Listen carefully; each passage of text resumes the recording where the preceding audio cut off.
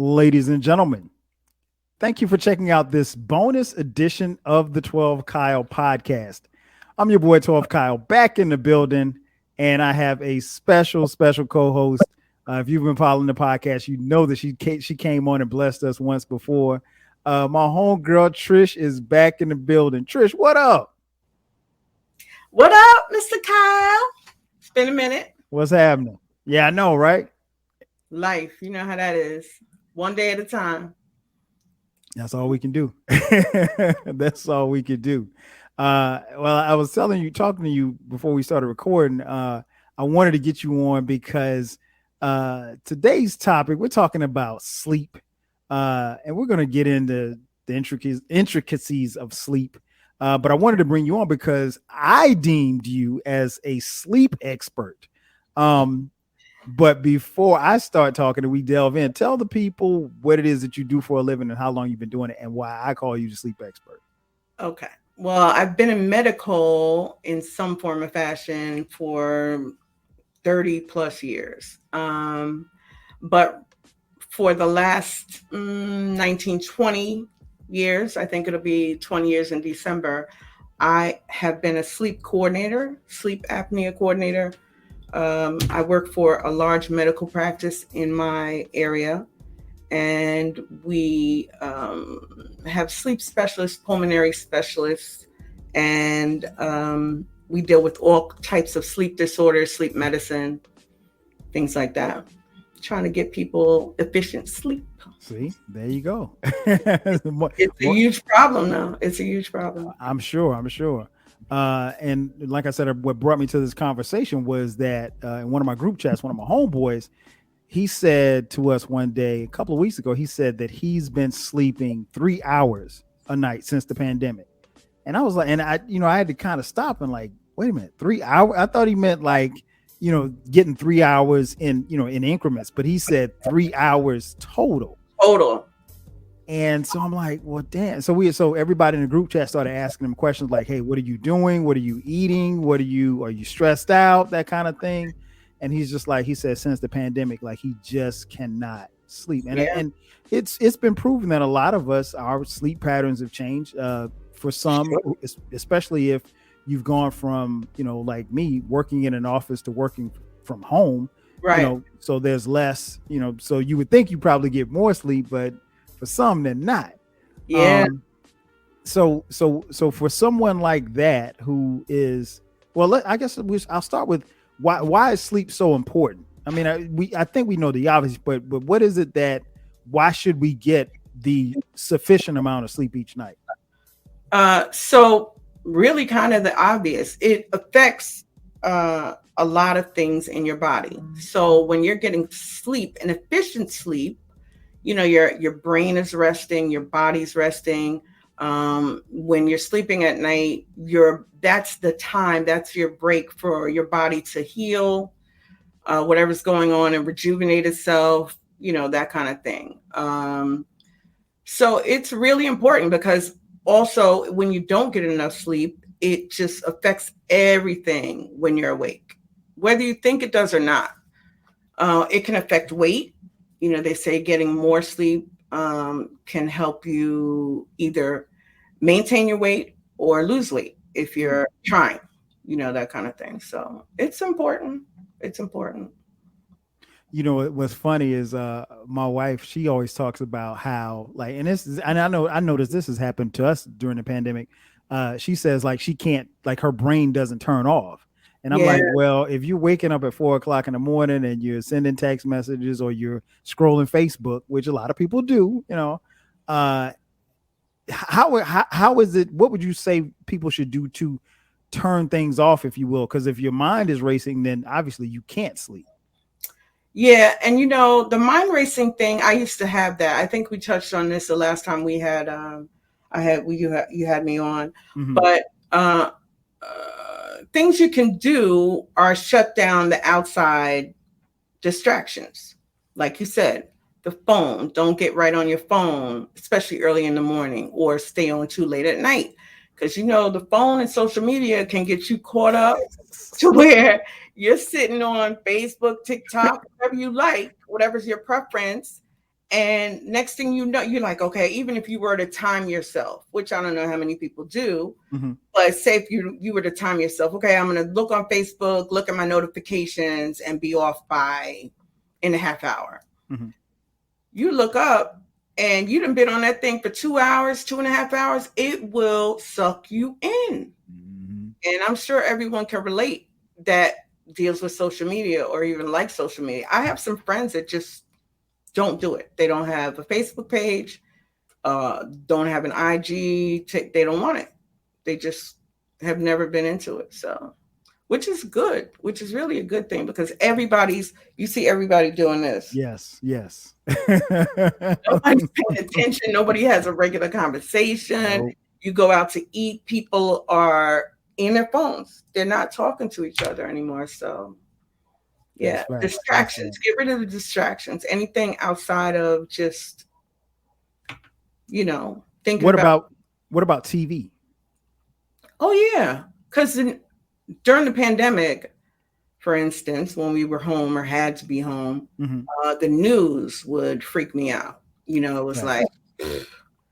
so, and then I had some friends that I talked to. I had an older woman that I was friends with, and she was telling me how, I'm in the house and I just constantly watch the news. And I'm like, don't do that. Because then she started getting anxiety and things like that. A lot of us have come up through the pandemic with things that we didn't have before. Anxiety. If you weren't really a stressful person, now you're stressing about different things or, things will trigger you. So news is not good. I used to watch the news in the morning. I stopped all of that during the pandemic time because I just didn't want to hear it no more. Yeah. I needed to know just the important, pertinent stuff. And I'm in New York. So New York had the first Yes. big, I call it first generation COVID. Mm-hmm. And it was horrible out here. Horrible. So, yeah. Yeah. News. I agree. Everything I'm in the news is not usually good. no, no. I So, mean, if you're watching something entertaining, that's different. mm-hmm. Something to take your mind off of stuff, good. Music, whatever, but the news itself, you're not really hearing anything great. No, no, and I understand, and I think I talked about it before on the podcast. Like, I understand the need to want to be informed because we all should be informed as far as what's going on. But at the Right. same time, if it's 5 o'clock in the morning and that's the first thing that you see, you're literally starting your day off with bad news. It's Yeah, either they're either giving you the numbers of the people that died or went to the hospital that's for right. COVID, or the triple shooting on the other side of town, or something like, or The now kids the getting killed. war. Mm-hmm. Yeah. Yeah. It's So it just, and people think that stuff doesn't get into your psyche, but it really does. it If you're does. It sitting there, does. it's just like anything else. If you're sitting there doing something repetitive, for instance, just like if they tell you to exercise, you do that repetitively, it becomes a habit. It's just like watching the news constantly. That stuff will get into your psyche, and you just, you find yourself during your day thinking about that story from the morning, that Right. horrible story or that, yeah. So not good, So as far as not sleeping good. is concerned, what about food? Does what we eat impact either positively or negatively how we sleep? It depends on the body because honestly, they say your body doesn't know the time that you eat. You know what I mean? They Okay. say that you shouldn't eat late at night, that you should, if you're trying to stay healthy and keep your body together, that you should stop eating, say, at 7, latest 8 o'clock, before Okay. going to bed and stuff like that. And you shouldn't lay down on a full stomach, stuff like that. I used to think that way back in the day because that's what I was taught. That's what you eat from your Right. Right. parents. They eat late like that. But when you think about it, your body doesn't know what time it is when you eat. You know what I mean? Now it may affect you because if I tend to eat late or eat something heavy, I should say, and I go to Mhm. sleep, I tend to have dreams, and the dreams are not always nice. So, it can affect people different ways. Some people get acid reflux, of course, Facts. and that's not good. Gas, all kind of things can happen. But so it just depends on the person, I think, in reference to sleep. Okay. It's funny you mentioned that because I distinctly remember this. I was in college at South Carolina State, and it was one night where it was a Saturday night, and it was one of those nights. You know how like you get to a point where it's the part of the night where you're still hungry, but you probably should just go to sleep instead of eating. Right, And I right. was like, I'd already made up my mind. It was like 9 o'clock. I'd already made up my mind. I was like, I'm gonna give me a pizza. So I'm like, the hell with that. I'm gonna give me a pizza. And I got a medium pizza from Domino's. And I don't eat Domino's anymore, but Mhm. um I ate a medium pizza, and I ate the whole pizza, and What? like By yourself? literally, yes, by myself. And then what was funny, it was probably like 8 slices, right?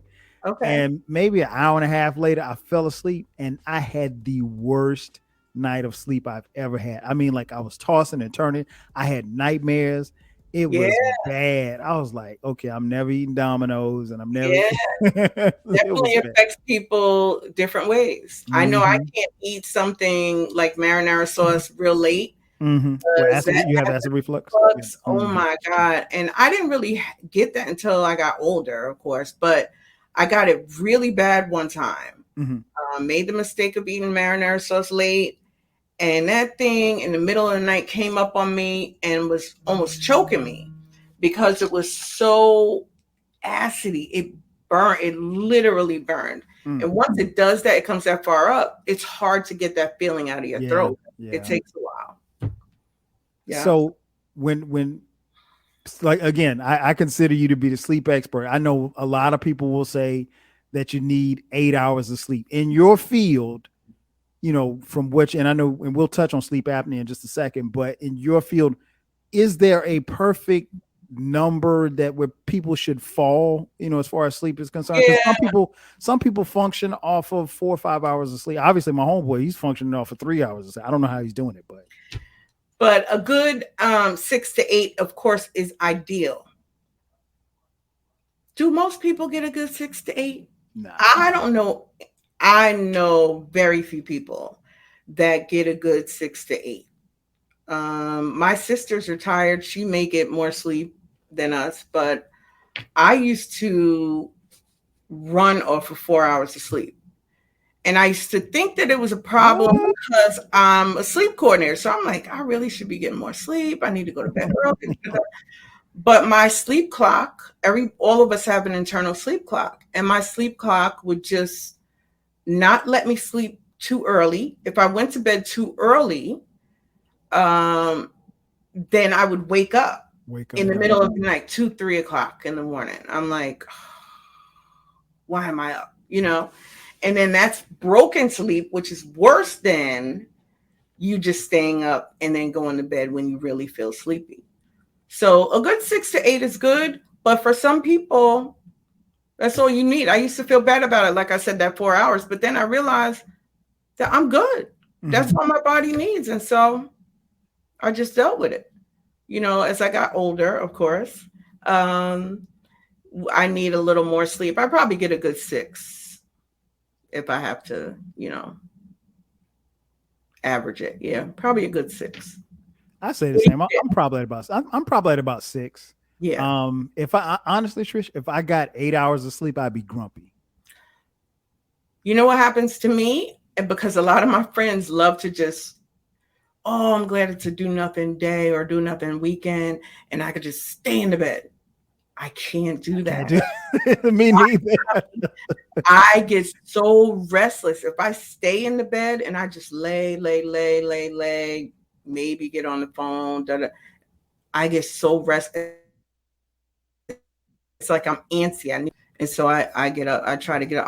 I'm a morning person anyway. I like Same. which most of my friends aren't.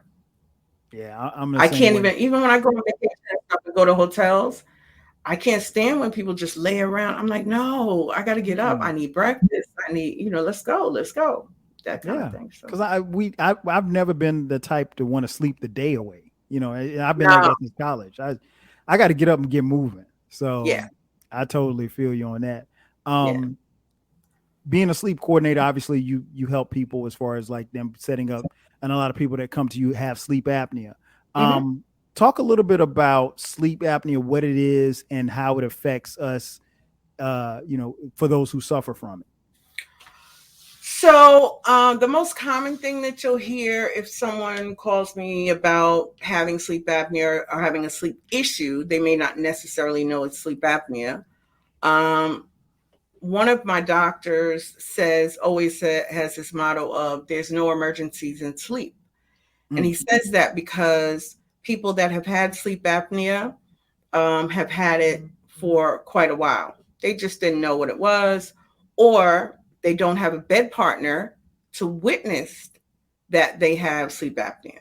mm, So there's such a thing as witness sleep apnea. There's an actual one of the diagnoses we use if we're getting authorization for a sleep study, because it shows that um, not only yourself is feeling, usually when you're sleeping, you'll feel gasping, choking. It may wake you up, mm-hmm. and you ever snore, or I don't know if you're a snorer. You can hear yourself snoring. I don't think I'm a snorer. I bet your wife does. Okay, but so snoring, the typicals are number one, snoring. Hmm.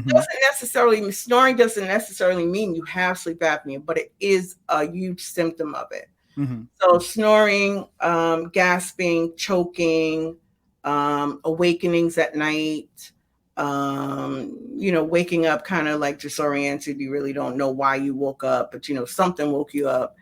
Um, Witnessed apnea is where you have a partner, you're sleeping, your wife is watching you sleep, and you look like you stop breathing for moments at a time. Yes.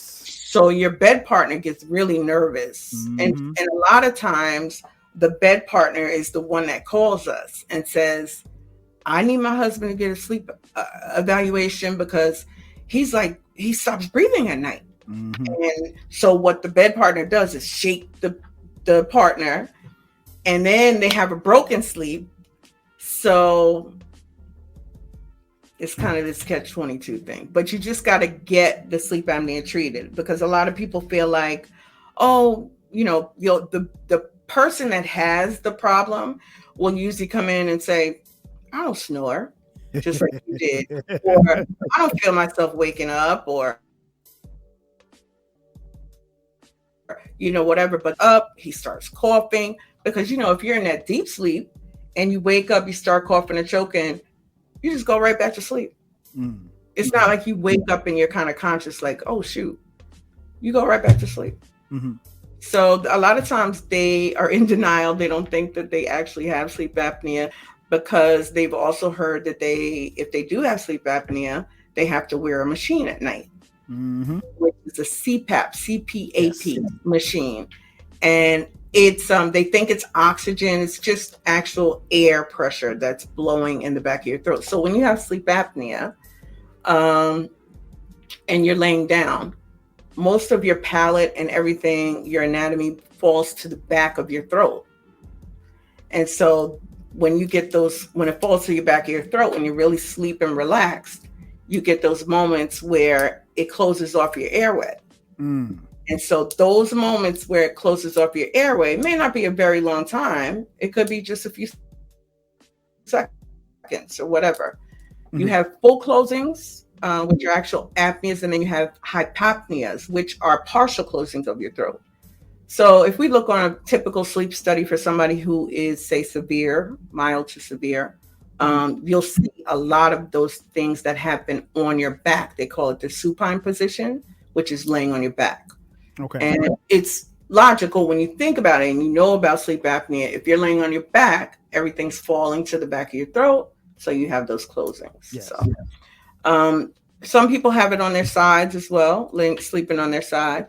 If you have mild sleep apnea, you can almost help yourself by sleeping on your stomach. because nothing's falling to the back of your throat, everything's falling forward, so you don't Yes. have those closings of your throat. So, yeah. I'm always amazed when people say they can sleep on their back because, like, Trish, you and I, we're a little bit older than most people listening to this podcast. So, we grew up in an era where our parents put us on our stomachs. So, like, I can't sleep on my. If you see me sleeping on my back, like, I'm dead tired. Like, that's Right. Really tired. You just couldn't. really tired. Yeah, because I just, for me to just fall asleep, even if I was sleepy, even if I was drunk, I would fall asleep. I could fall asleep on my back, but I'll eventually turn on my stomach. Turn on. Yeah. Yeah, Yeah. me sleeping on my back is just not happening. Yeah. I used to love to sleep on my stomach, but then it started hurting my back Okay. as I got older. So I had to stop doing that. I can do it now, but I know not to try to stay there all night. Mm-hmm.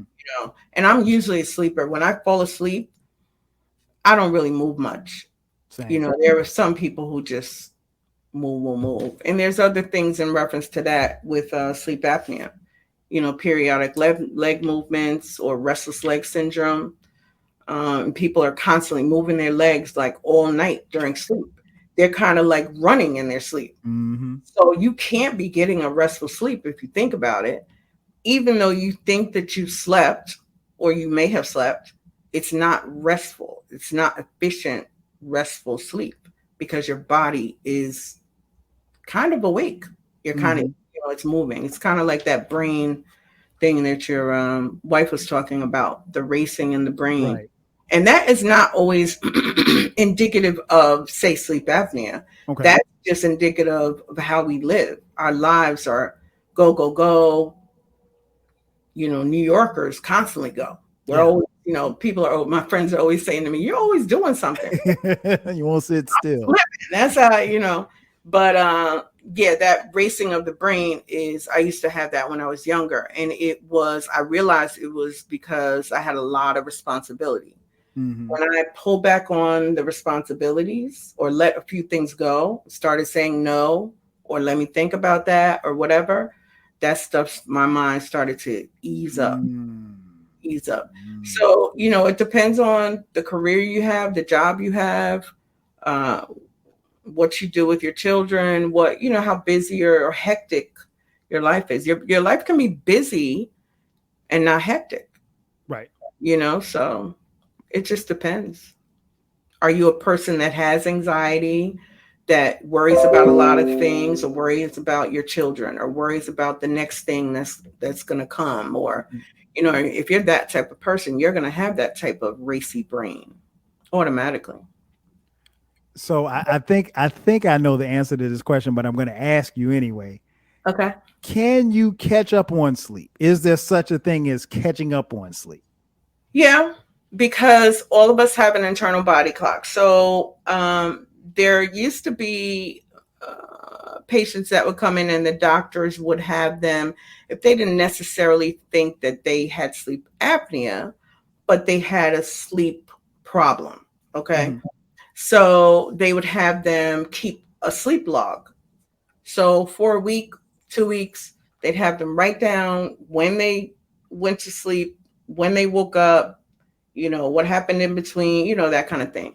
So then they'd bring it back to the doctor and he could kind of look through their log and see if he could have them do something to adjust their internal sleep clock. Whether that was stay up an extra 2 hours and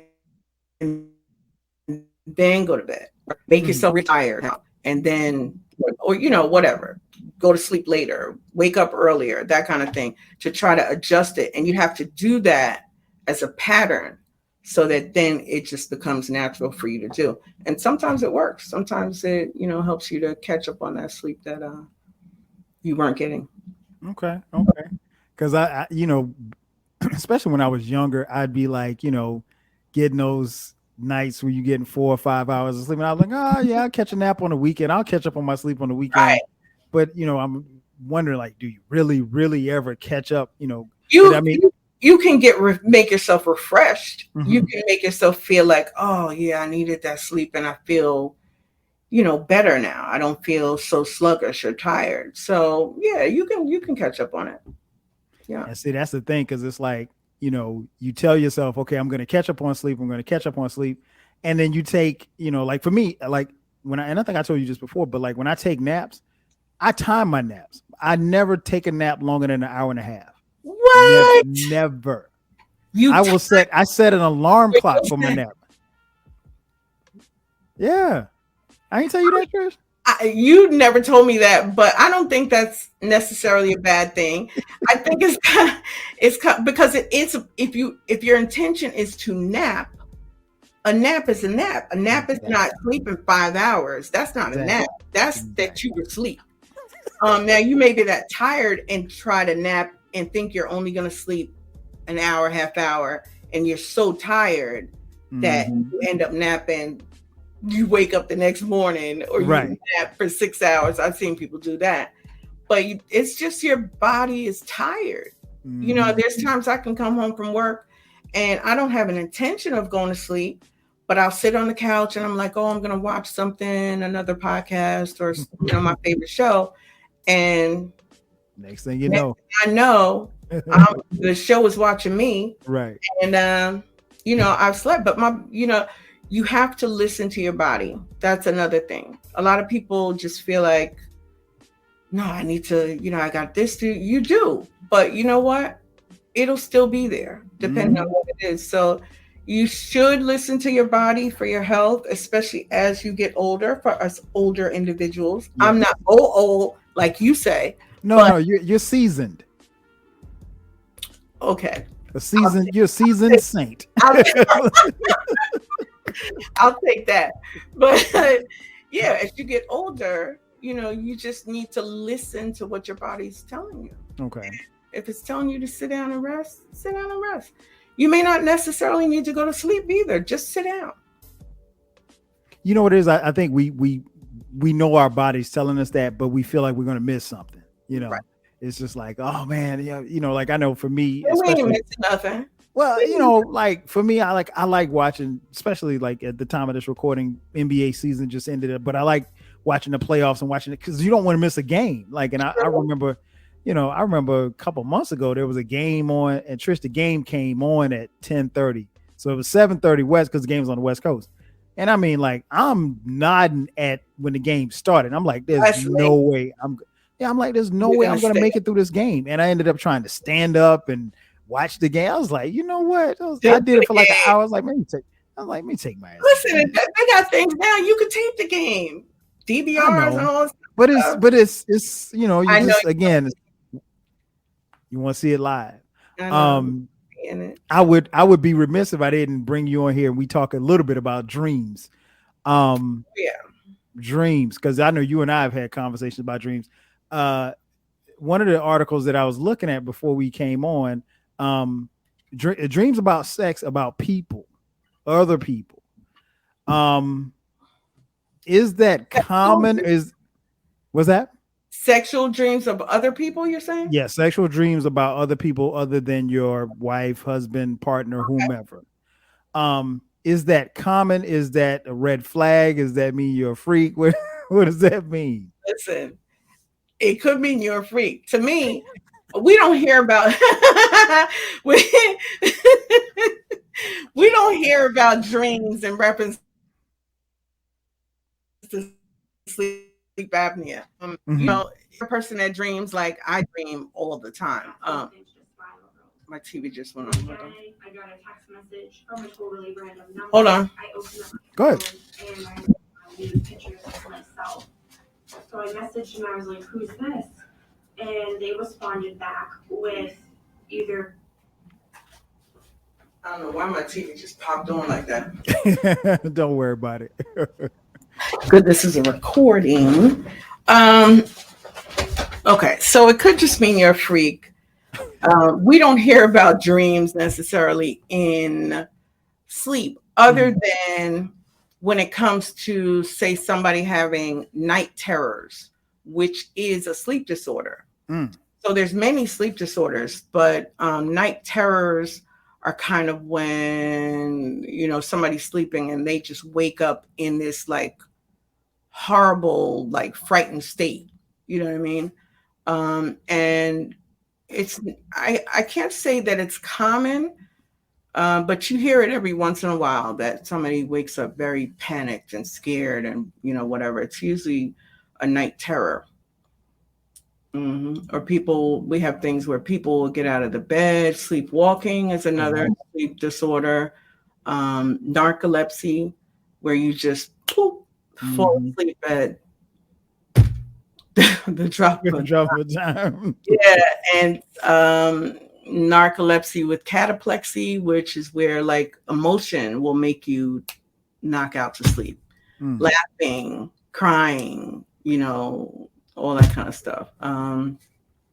Very unique and I won't say strange, but I don't know the word I would say, but they're very different things that you don't hear all the time. Okay. Yeah. So, but if you're having dreams about sex, about coworkers and bosses or something like that, then you're just a freak. I would just say, well, maybe you got a crush on that coworker. Maybe I don't know how that relates to.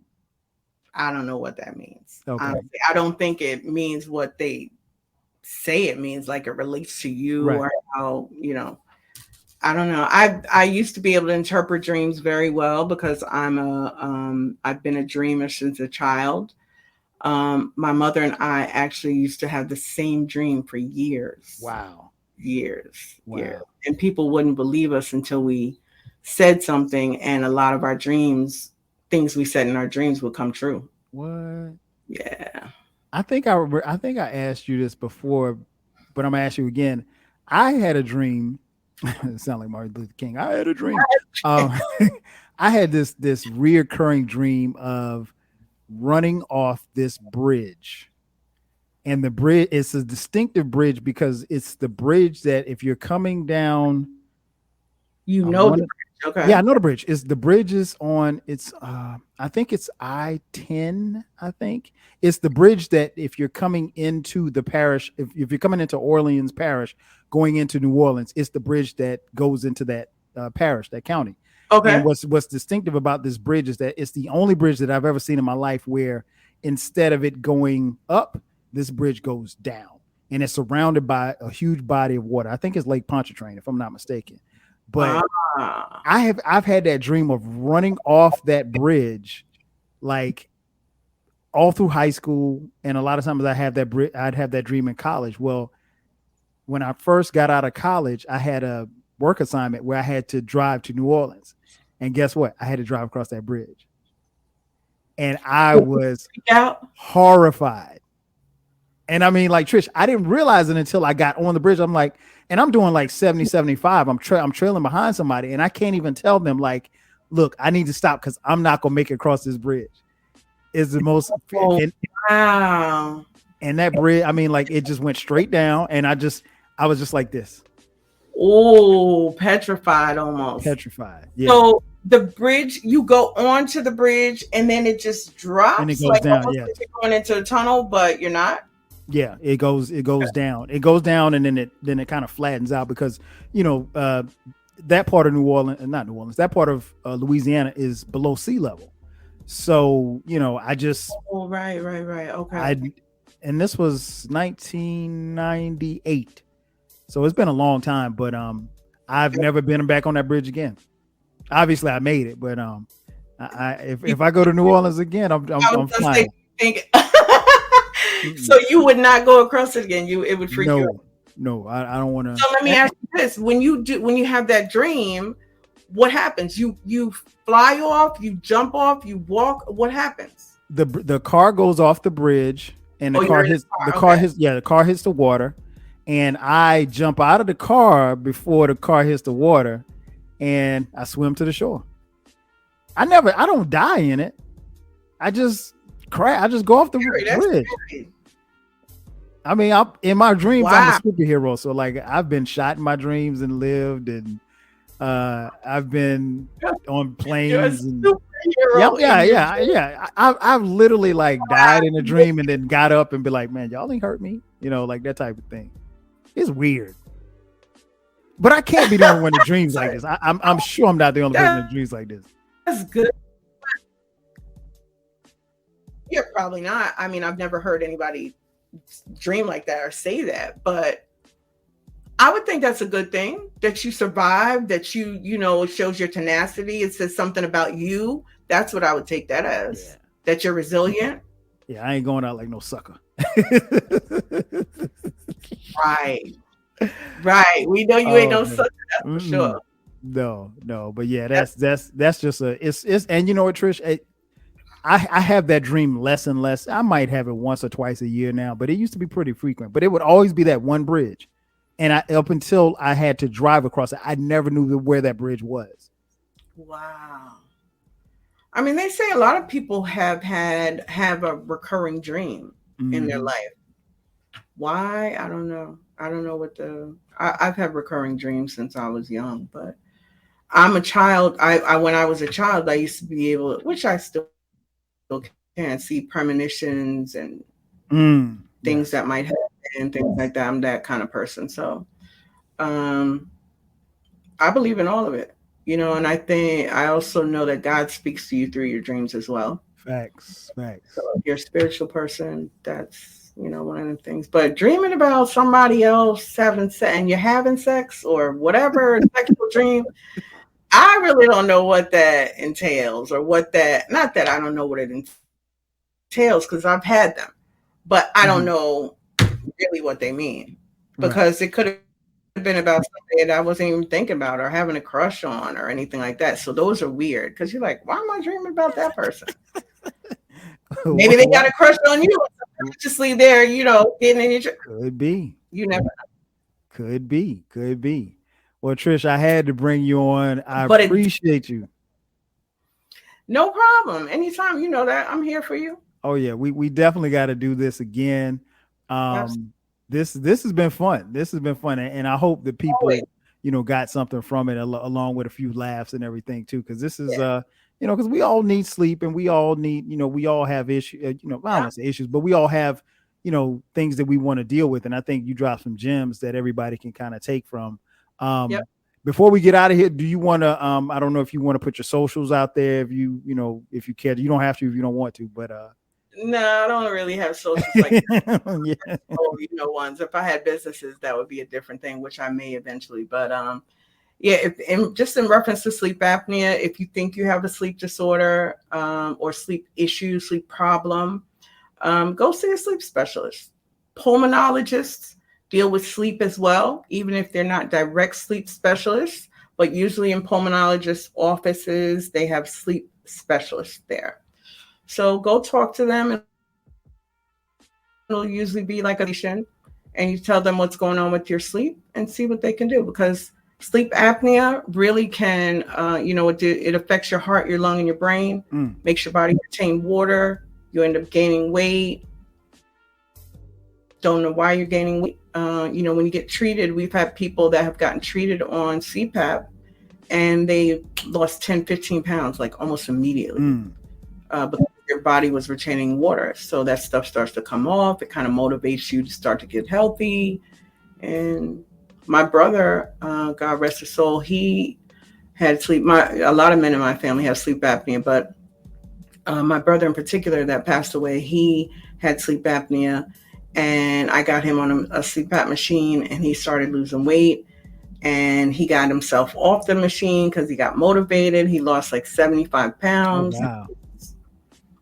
Yeah. Losing 10 pounds too, 10, 15 pounds, if you're overweight, can help. It helps with snoring. It helps with the sleep apnea. Yeah. So it's a good thing to do. Yeah. So definitely get out there and get active. That'll help. Get active can help, but go see a sleep specialist. Yeah, definitely. Yeah, there's no shame in that. I remember we, my brother and I, we talked to our dad, and this is probably about 10, 15 years ago. And he had the same thing and got on the CPAP, and he's still on it, but it's his sleep apnea isn't as severe, but I'm glad that that he got on it as opposed to not saying. Yeah, people that get on the machine say they feel like a new person. Because they're able to rest. Because they're really getting efficient sleep. Like for years, people have not been getting a real efficient sleep. And so once they do, it's like, oh, why didn't I do this years ago? You know, that kind of thing. So, yeah. New lease on life. Yeah. Well, Trish, I appreciate you for falling through. Again, folks, thanks for checking out this episode of the 12 Kyle podcast, this bonus edition. Be sure to subscribe if you haven't done so already. The podcast drops every Thursday at midnight. From time to time, we'll drop episodes like this, bonus episodes that drop on Sundays at midnight. Of course, you want to check me out. Catch me on the socials at 12 Kyle. That's going to do it for us. So for my homegirl, Trish, the sleep specialist, the expert, if you will. I'm your boy, 12 Kyle. We'll catch you guys next time. 5Gs.